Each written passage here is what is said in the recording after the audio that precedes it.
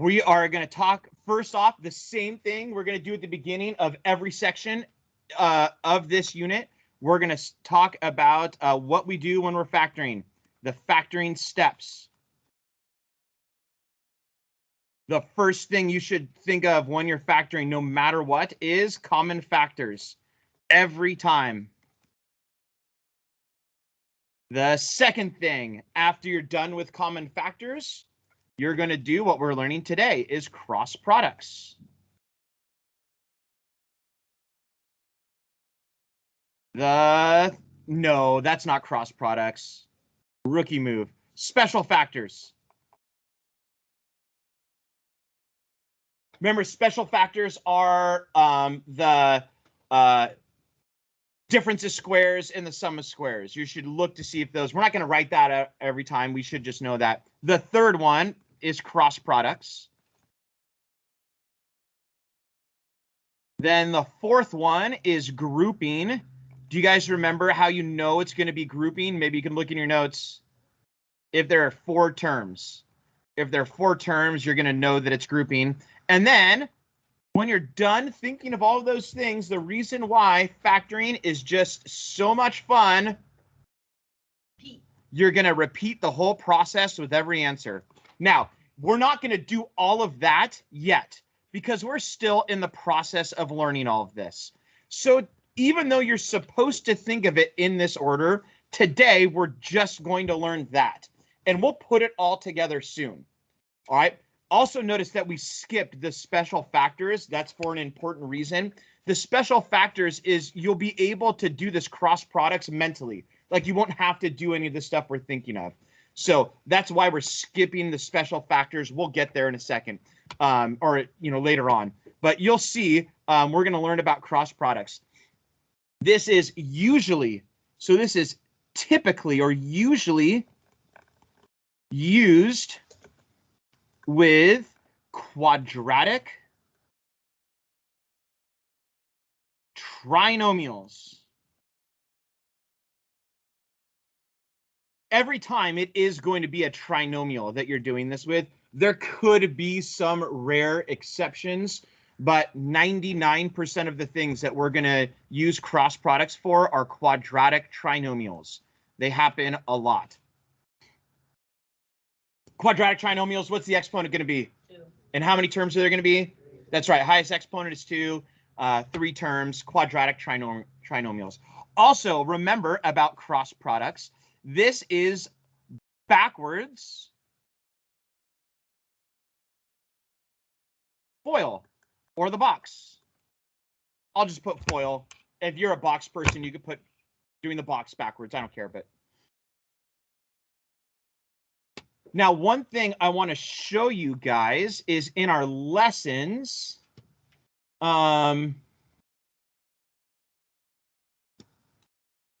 these two, 8.5 that we're doing today and 8.6 that we're going to work on Thursday and Friday, we actually do with the same procedure. This 8.6, you're going to do the same way you're doing this. It's just a more complicated version of it.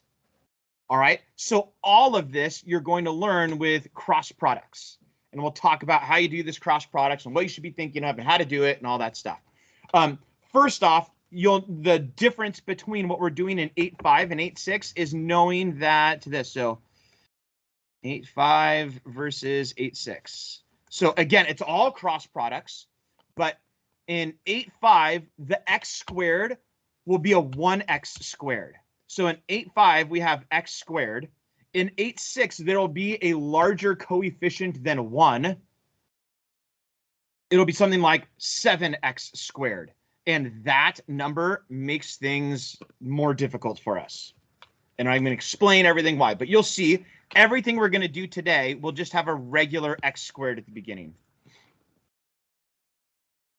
All right. Here's our goal. We're going to do some examples, and we're going to show you how to do this. And here's the thing about this. Some of this you're going to be able to do very easily in your head, hopefully. And that will be fantastic if you can do it very easily in your head. I still want you to show your work the specific way I'm going to show you because it'll make this lesson easier. So I want to be clear about that. Eventually, you won't have to show your work for these ones because it will be so easy, right? But I'm going to have you show your work a specific way, and we're kind of like setting it up so the next lesson is going to be easier for us to do. So even if you look and go, oh, that's easy, I know what that is, and you get the answer right away, I still want you to show your work a specific way. Next week, I won't have you do that anymore.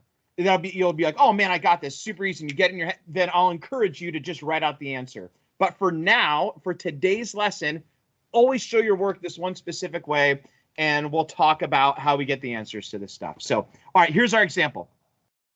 The instructions are going to be to factor, and it's going to give you something like this: x squared plus 8x plus 15. And the question here is that this is the answer to FOIL, or the box. Like, what are the two binomials that we multiply together? This is the way I want you to show your work.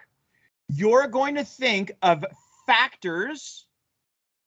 Ooh, the word factors, right? Like two numbers that go into it. Factors of the first term and factors of the last term. And we're going to put it off to the side.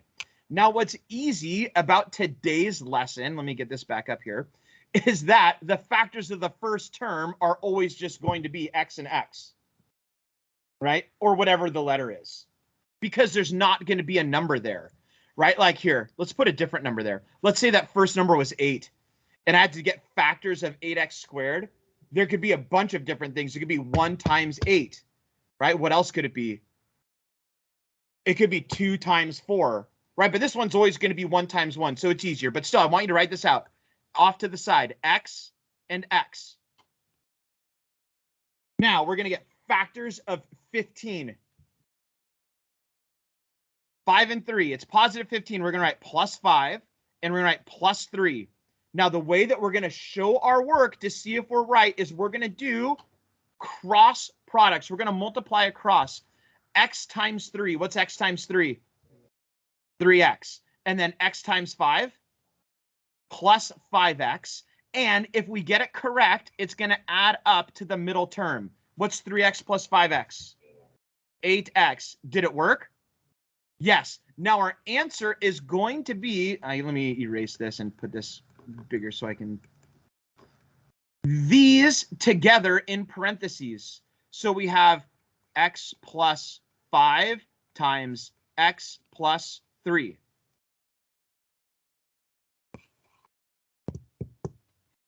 Now, we'll talk about a couple different ways for you guys to think of this.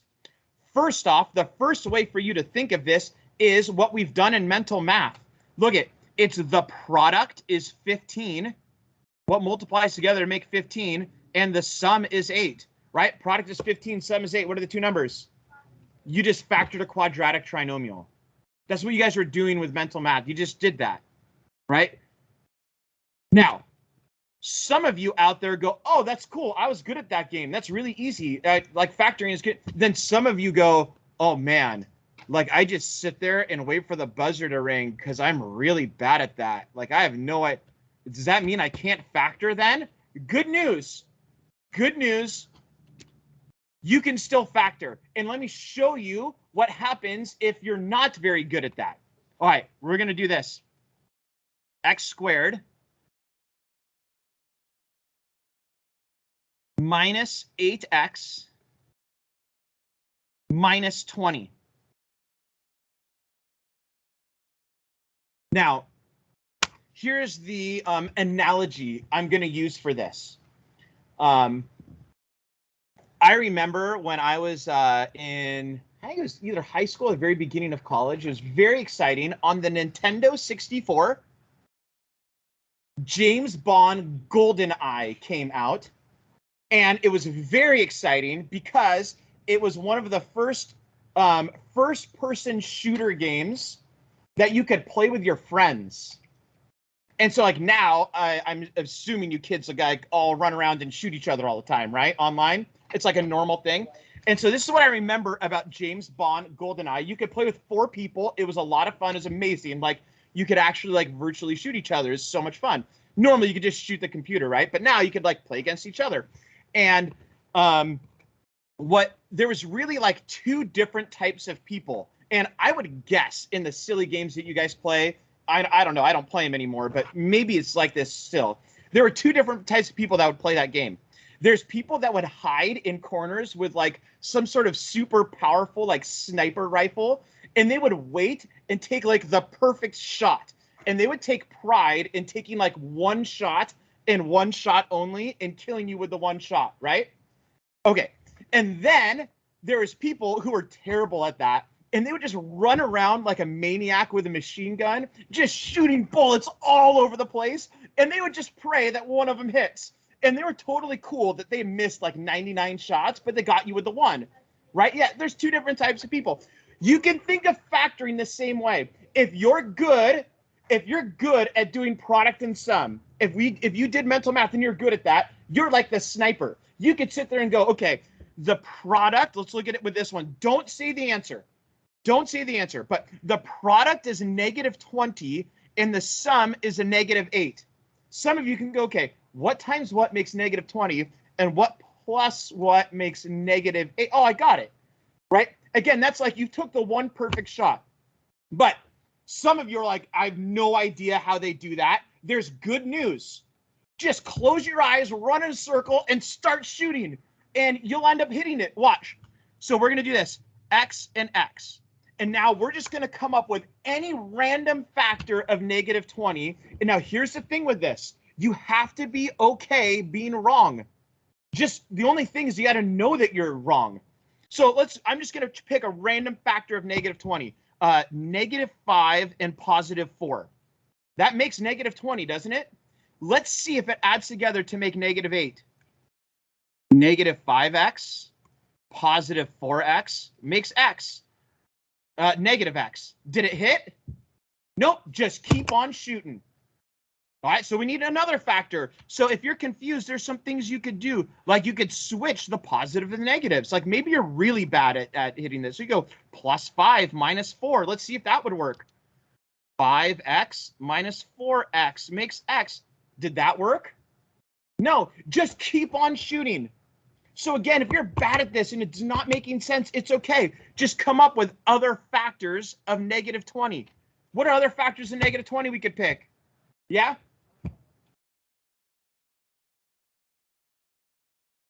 What'd you say? -10 and what? And +2. Let's see if this one hits. 2x -10x -8x. Did it work? Yeah, it worked. That bell's not right. It's because they switched the days. So this is x -10 and x +2. Done. So again, if you're not great at figuring out these numbers right away, it's okay. All you got to do is do the cross products and see if you get it, and just keep going and going and going until it works. Yes. If you switch the what? Yes. So the question she asked, and it's a good question, is what if you wrote x +2 times x -10? Is that what you're asking? Yeah, the order there does not matter. It doesn't matter. You'll get the same thing either way. So again, I don't care, and I really don't. Some people are going to look at this and go, oh man, I know this instantly. Like the answer is going to come to their head so fast that they're not even going to want to do this. They're going to, I don't want to do that because I can get this a waste of my time. I just know the answer right away. I still want you to write that out because it'll help us tomorrow. I can easily make this too complicated for you to do in your head. All right. So just because you can do them in your head, you need to have a backup plan. At some point, everyone is going to have to take out the machine gun and start shooting, even the best little sniper.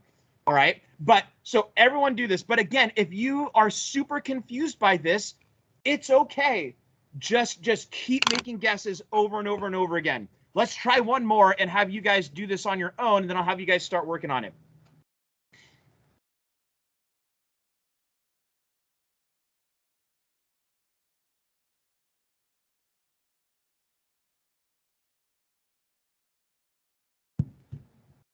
All right, go for it.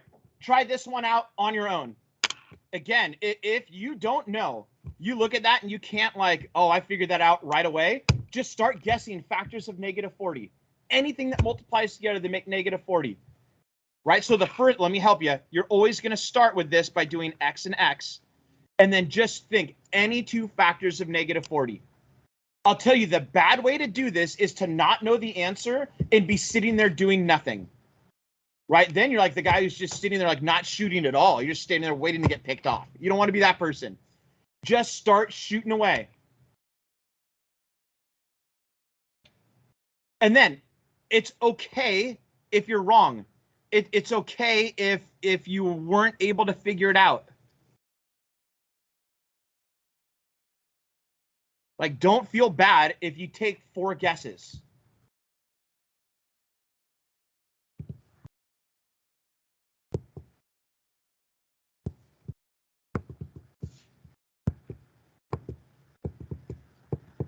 Any snipers out there? Someone get it on the first guess. I knew Jaden would be a sniper. Look at him hiding over in the corner. He's got his hood up. Well, what'd you get?